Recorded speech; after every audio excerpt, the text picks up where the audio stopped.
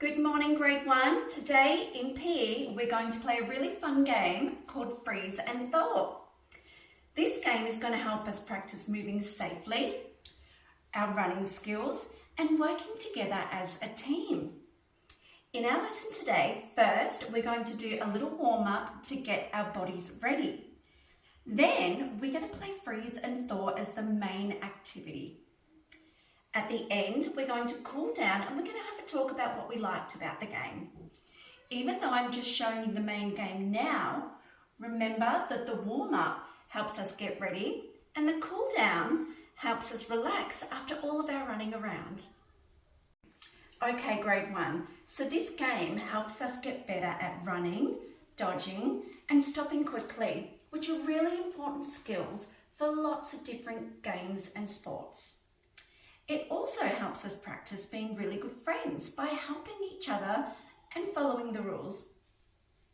Okay, have any of you ever played tag or freeze tag? Great. Well, this is like that. You already know how to run and stop, and today we will use those skills to have even more fun. Here's what I want you to try to do today. I want you to move safely around the space without bumping into anyone. I want you to freeze when someone tags you, and I want you to wait there nice and patiently like a statue. I want you to help your friends get unfrozen by tagging them gently. And today we're going to take turns as the freeze and the thaw players. Okay, grade 1, so this is how we play the game. Everyone needs to move safely inside this space, which we call the playing zone. You can see here that I've marked our playing zones, boundaries, with coloured cones to remind you that you need to stay within this area. One person will be freeze, and their job is to tag others to make them stop moving or freeze. Another person is thaw, and they run around and tag frozen friends to help them start moving again. When you're frozen, you need to stand still like a statue until thaw touches you. And lastly, we will take turns being thaw and freeze so everyone gets a chance. Remember, tagging is gentle, so no pushing or rough touching. Okay, grade 1. So now I'm going to demonstrate to you how to dodge the freeze player.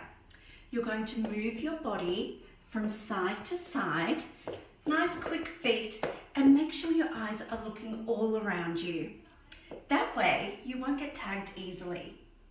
And when you're frozen, I want you to stand nice and tall, wait patiently, and don't wiggle or move until thaw helps you out. Okay, grade 1.